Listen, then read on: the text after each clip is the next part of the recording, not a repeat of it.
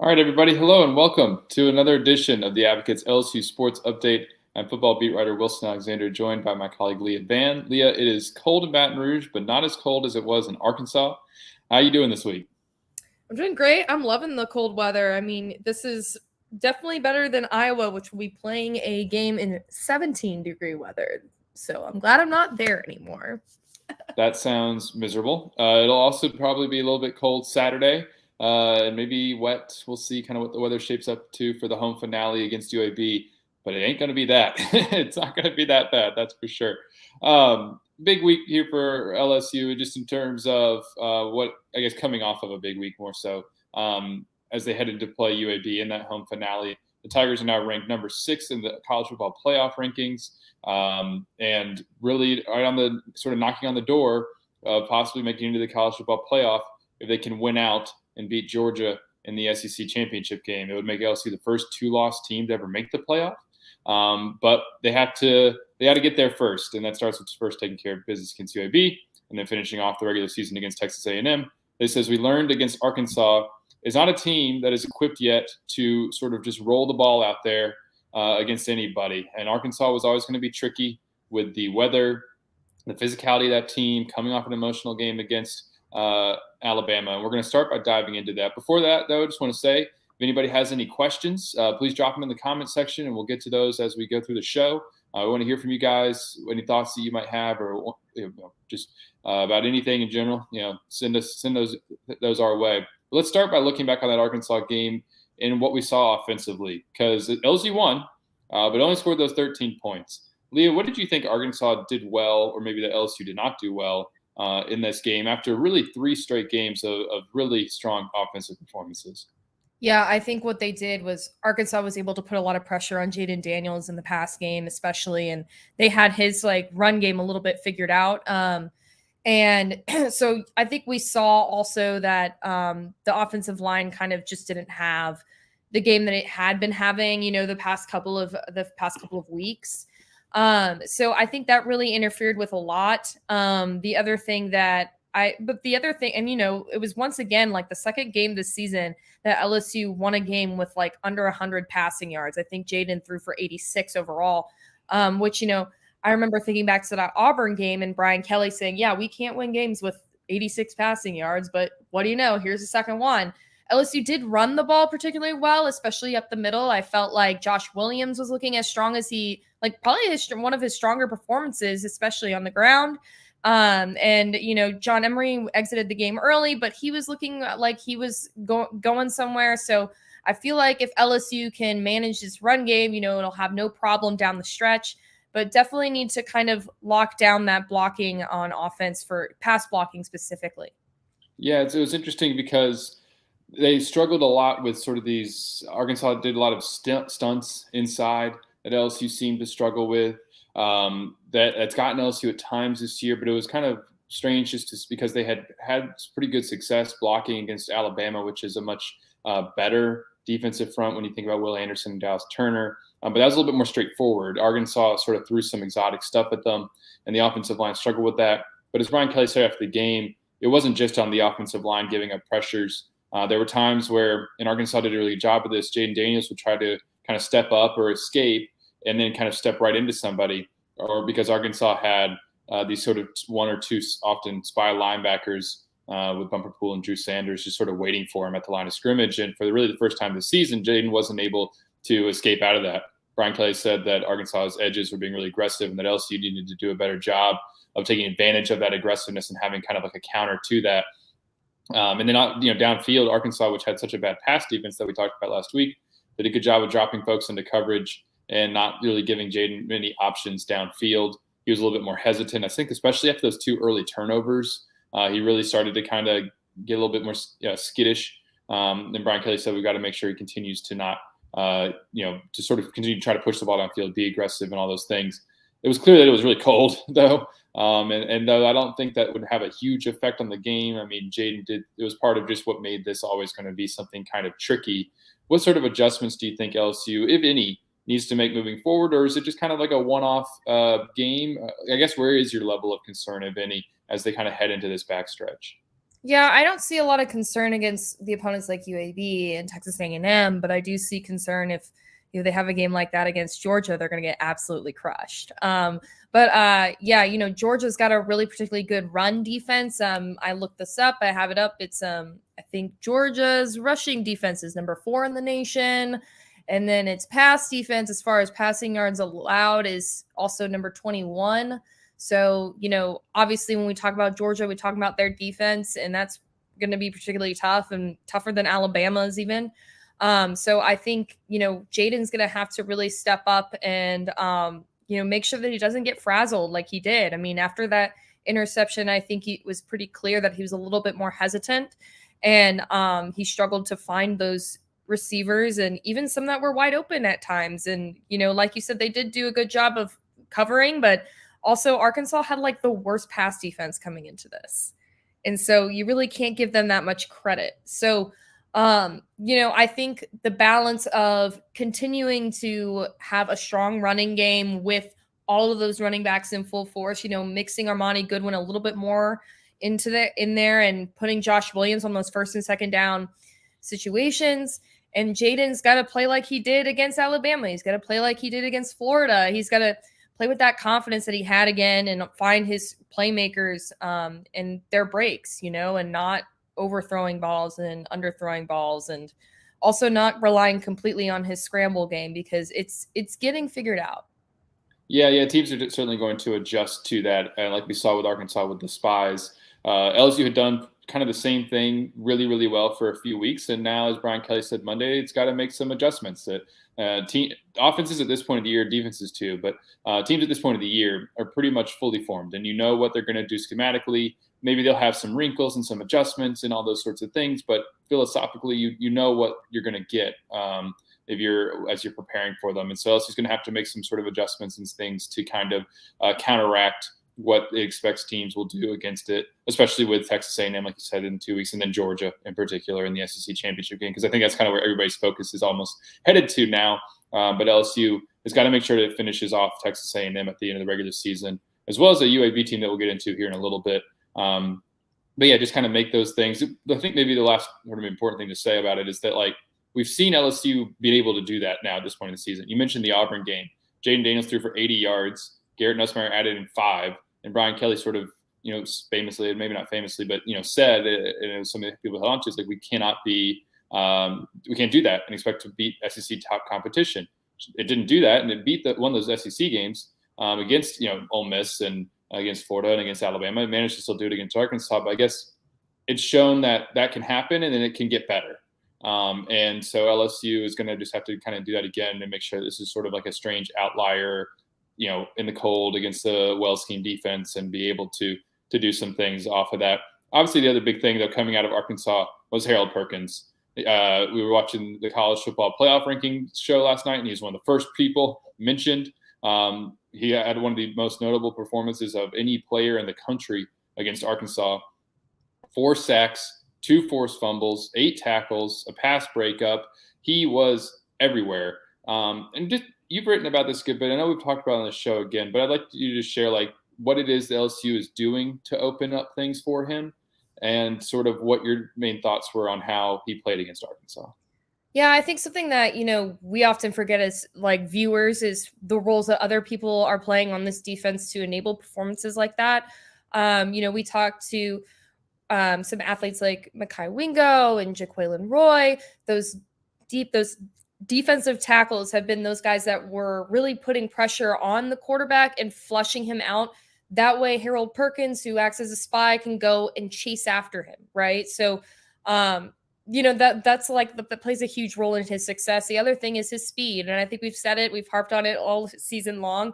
But I think Malik Hornsby is one of the fastest quarterbacks in college football, ran a 10-7 100-meter dash in high school, and Harold was able to run him down and get a sack. And those are like some stellar characteristics that he has that make him so elite at the position that he's in. And it also is not like too complex of a position, right? It's kind of just stand there, wait, and then run and chase after the quarterback. And so I think, having something that's simple for like a freshman to understand, a new scheme, a new system, a new level of football, on top with the speed and the aggression that he has and kind of his ability to even change direction quickly. And then also having the help of all those other guys on the defensive line or even linebackers like Micah Baskerville, who are able to get those quarterbacks uncomfortable and scramble outside. That way Harold can go in and attack. I think that was really key in this game. And, he's also, I think we talked to Brian Kelly afterwards and I asked what his points of growth have been throughout the season, since he has said,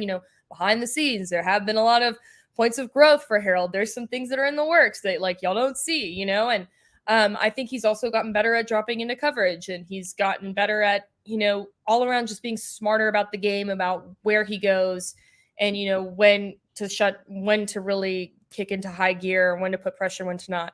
So I think that, he's added to his football IQ this season. He's got speed and he's in a good scheme that allows him to excel. Yeah, he's still in this place where it's kind of see ball, get ball, but he's slowly adding more and more and more of a deeper understanding to his game to allow him to, maybe down the road turn into a really complete inside linebacker. Or it's going to be interesting kind of, in the future where exactly LSU uses him, because he can play all over the field. But he's got some pretty advanced pass rush moves that we saw in the last sack, and what would have been the last sack if it hadn't been overturned, on the second to last Arkansas drive there. He kind of used the same pass rush move both times. It's this shoulder dip that one of his high school coaches sent to him last year, that's used by Von Miller. And Harold was able to add it to his repertoire immediately and use it there against Arkansas, get well underneath the right tackle, swim, and, dip past him and affect the quarterback, and then seal the game there for LSU. I'm going to make a little bit of a shameless plug here. We actually have a story on the website you can find over at The Advocate, Inside the Rise of LSU Freshman Harold Perkins, an anomaly just getting started, that I wrote on Friday. We posted it Saturday morning, and it ended up being just really good timing on our part. I mean, we had seen Harold do this, kind of getting better and better and better and better, and then he just exploded.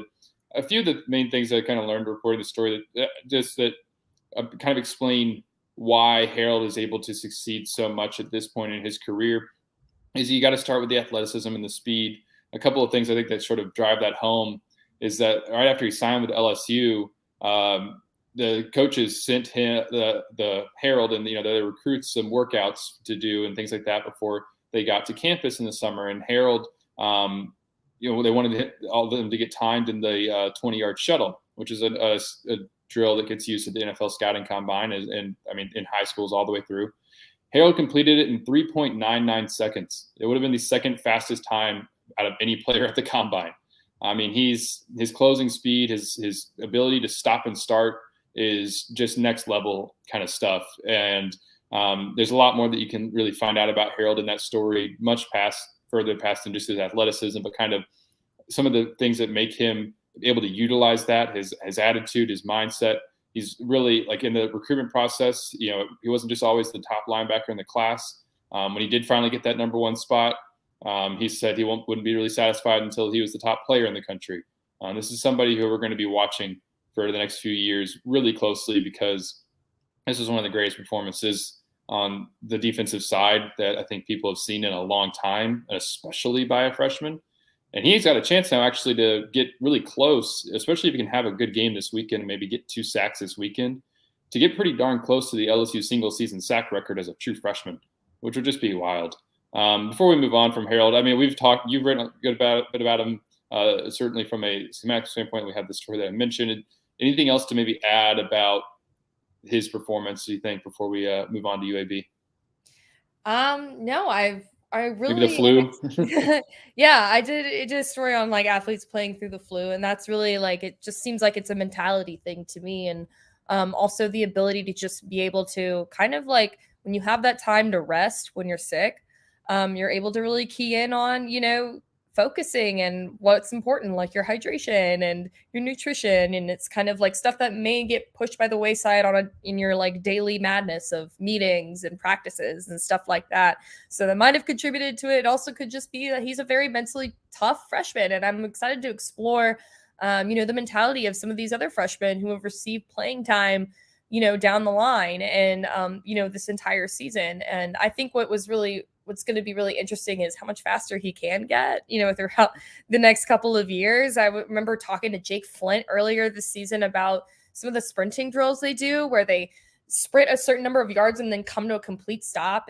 It's extremely like uncomfortable for an athlete to do that because normally you kind of want to like jog it off. And that's something that really builds that explosiveness that a lot of these athletes we are seeing have. And whereas like when you're sprinting and then you kind of slow down into that cool down jog, that's more like building endurance. So I think, going through the strength program for a few more years, I'm excited to see, how that speed, which you said is already pretty elite, even improves and how that's implemented into his game moving down the line as maybe an inside linebacker or, somebody else that, or, maybe he's in like BJ Ojolari's position. Like he kind of has been a little bit sometimes this year. So yeah, I think it's going to be really exciting, and also I'm excited to eventually talk to him, whenever that. Yeah, for sure. It'll be great to hear from him some point whenever LSU eventually makes him available. But it's also just going to be, it's kind of he's one of those athletes. I think you and I said this to each other. That it's just going to be a pleasure to watch him. Like he's one of these guys as an LSU fan. It's just like, just enjoy watching him for the next couple of seasons. It's like on the baseball side with Dylan Cruz. You could see that as a freshman from him. He's, looks like he's going to set up for a really great junior season here in a few months. Tyrann Mathieu. I mean, some of these guys who people always remember and can have such instantly recognizable sort of name recognition, and who you're going to see playing at the next level in a few years. Just to enjoy it, because if Harold continues on this trajectory, which everybody who has sort of seen and witnessed him closely, believes that he will. This is going to be somebody who you'll remember for a really long time. And it's cool to get to see him right at the beginning here, just getting started. So I'd encourage everybody to go and find those stories that we sort of alluded to on the website. Let's start our attention to UAB a little bit. The Blazers are 5-5, but it seems like a team that could be maybe better than its record indicates. It's played some close games. What's going to be maybe the first key to stopping UAB? A game that LSU should certainly win. But in that last sort of non-conference opponent here, just what do you think is going to be the main priority for stopping UAB? I mean, obviously, I think it's going to be stopping the run. Dwayne McBride, as Brian Kelly alluded to, is one of the best running backs in the nation, regardless of whatever conference he plays in. And UAB actually came into the season with pretty high expectations to like possibly take the conference title. So obviously they've had a competitive season. This isn't like a New Mexico coming to town. So I think the key for LSU here is like kind of, getting their confidence back after like, even though they won against Arkansas, like, really keying in on getting the pass game going and then stopping the run from UAB, and also like capitalizing on their own running game and get like continuing to build that chemistry on the line and just kind of like a refresher, enjoying their last game in Tiger Stadium. But I think you've done a little bit more research on UAB so far. What else is going to be key to stopping this team? Well, yeah, I mean, not much more, I think, than you've done, I guess, because stopping the run is the big thing. Dwayne McBride is the top running back in the country in terms of yards per game. He's averaging 156 yards per game on the ground. UAB is actually kind of interesting there. They had a coaching change because of a situation with a medical, I believe, if I remember correctly, situation with their head coach right before the season, and the offensive coordinator became the interim and then had continued to take over. And it's just kind of an interesting way that they've been able to respond to that, and play fairly well and been, competitive during the season. Like I said, they're 5-5, but they've had some really close games, and they could easily probably be a 7 or an 8 win team coming to Baton Rouge out of the, out of one of those Group of 5 conferences. And so we'll see exactly. I think it's still very much about LSU sort of taking care of itself. In terms of, as long as it stops the run on offense, it stops UAB on the ground, which I don't think it'll have too much of a problem doing. That is one of LSU's strengths generally this season. It should be okay. But you mentioned kind of last game in Tiger Stadium of the season. That means it's senior night. And it's interesting, LSU put out a list of 17 seniors who will be participating in those festivities. Some of the main ones who you see play a lot would be Jeray Jenkins, Allie Gay, Jarek Bernard-Converse, Micah Baskerville, Cam Wire, Joe Fouché, Jay Ward. Mike Jones is also going to participate. An interesting one, I think, in particular, because most of those are guys who or kind of have used up their eligibility. is Mekhi Garner, actually, at corner. Because if I'm not mistaken, he would have another year if he wanted it, because of the COVID year.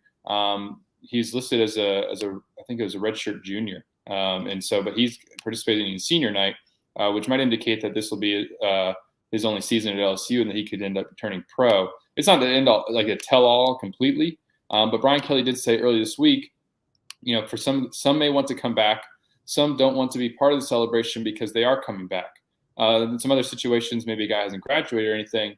But here's a few interesting names. I'm just going to rattle them off to you. The guys who are not participating in that senior night celebration, who have some more eligibility left: John Emery, Greg Brooks, Jay Bramblett, Charles Turner, Anthony Bradford, Josh Williams, and Jaden Daniels.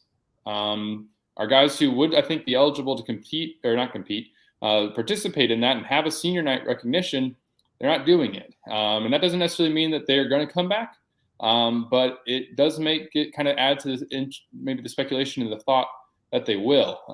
Some of those guys, I think nobody would be surprised with Josh Williams coming back, but he's, later in his career, he's a redshirt junior. Same thing with Charles Turner and Anthony Bradford. Those are all fourth-year guys, and John Emery too. And Jaden Daniels is in his fourth season of college football, and there's kind of a really interesting thought that whether or not he would come back. I guess we'll leave you with this. The guys that I listed out, especially Jaden, how important would it be for some of those guys to come back when you think about the way LSU's roster is kind of shaping up? This is obviously like a very early thought to something we'll probably dive into a lot more after the season ends. But especially for some of those guys, if they came back, how important would that be for LSU talking 2023? Yeah, I mean, obviously you want to keep your starting quarterback for consistency's sake on the offense, and obviously that's like I'm working on stuff of like about consistency and how coaches are finding success in their first year, and like the quarterback is a really key piece of that.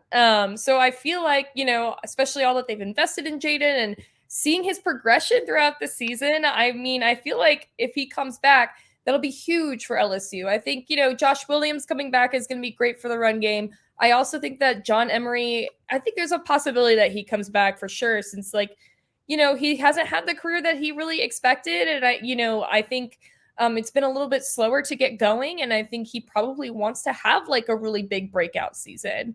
And that's speculation, of course. We haven't talked to him recently. But I wouldn't be surprised, I will say, is if he returned. I wouldn't be surprised if Jaden returned. I don't think that Jaden has a tremendous amount of like pro football interest right now as far as like NFL goes, because he's kind of he's made that transition from the Pac-12 to the SEC, and then he's made that progression. So he's kind of like late in the game, but also he's a Davey O'Brien Award, semifinalist. So he is definitely putting his name out there, and he's getting in position to do that. I think as far as the offensive linemen, I think it would be huge. I mean, offensive line, a big part of the success is chemistry, and then, maintaining your center and Charles Turner, maintaining Anthony Bradford. You have the two returning freshman tackles who are really the foundation of the future of the offensive line. That's going to be huge. We've seen that a lot of other teams that have experienced a lot of success on offense, it's because their offensive line is super experienced. And so that would be a really big thing for LSU to have next year, especially since that's something that they really haven't had, that they really didn't have last year. Yeah, it'll be interesting to see. Again, this isn't like necessarily mean these guys are coming back. They could certainly decide to go pro. A lot will probably have to do with how the next 3 games go. If LSU, some of those guys can really boost their stock with a big game against Georgia, or if they end up in the playoff with a big playoff run, or even just a really good game in the near 6, they could do a lot for their draft stock. So that stuff will get sorted out more over the next month and a half for sure. And it all starts with UAB this weekend. We'll have coverage for you at theadvocate.com and NOLA.com. 8 p.m. kickoff in Tiger Stadium, and it's going to be it's a late one right there, but the last game in Tiger Stadium of the season. So make sure to follow us on Twitter, go like The Advocate over on Facebook. Sign up for our email newsletter that's in your inbox pretty much every morning. And then join us here every Wednesday at around 2 p.m. usually for some LSU football talk. This for everybody. Thanks for watching. For Leah Vann and everyone else over at The Advocate, I'm Wilson Alexander. We'll see you next week.